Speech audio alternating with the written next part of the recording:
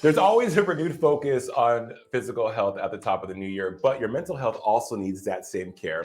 With the surge of Omicron leading us to what experts are calling pandemic fatigue, anxiety and worry are no strangers to many of us. Renowned psychologist and author Dr. Elizabeth Lombardo shared with us some tools to stay calm and tips for when we're feeling close to what she calls the red zone. Well, it's affecting people because it compounds over time. So what people get into the red zone, high levels of stress. We feel more anxious, we think in more anxious ways. We feel more anxious, we think in more anxious ways. And so it becomes this downward spiral that a lot of people aren't even aware that they're existing in. So what are the biggest factors in that in regards to not being aware? How do we become aware and not live in that space of helplessness? Exactly. So first, be aware of what I call the red flags are. One, when you're experiencing high levels of distress, it could be anxiety, anger, frustration.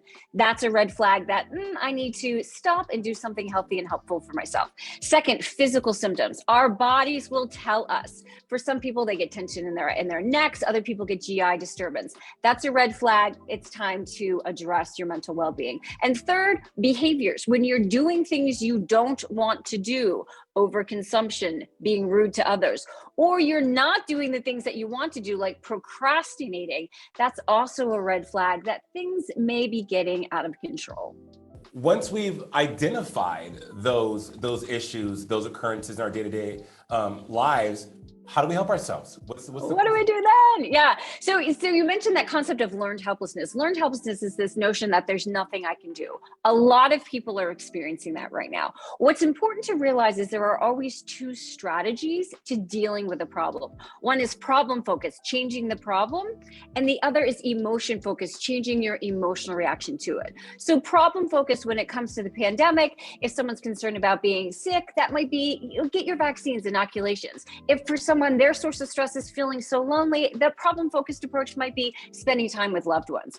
We also want to realize that even though we can't change situations, we can always change our emotional reaction to it. Sure. And so taking those steps to get yourself out of the red zone, to help you feel more relaxed, happier, more fulfilled, are going to be really helpful for you. Some activities, because I know a lot of people, especially now more than ever, myself included, have really benefited from taking a walk, from unplugging, from completely removing myself mentally from my own, I would say, mental world, if you will, because we're constantly thinking about what's happening, right? We're being bombarded with all this information, all this stimulus, 24 hours a day, it seems like, from our cell phones to the television, to the news, in our cars.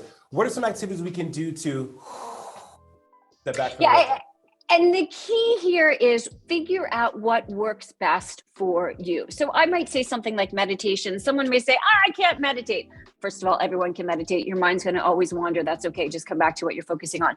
But look for things that work for you, and look for things that work within your schedule. 90-minute yoga class, that would be great, but not everyone can do that. So simple things like getting outside in nature, spending time inside South Florida, right? In the sun, in nature, going for a walk, getting some exercise, listening to music, spending time with loved ones, focusing on gratitude. You know, when we're in this place of really helplessness and high rates of stress, we focus on what's wrong.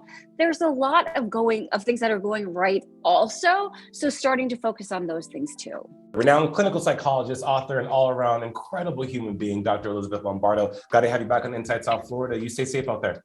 Thank you.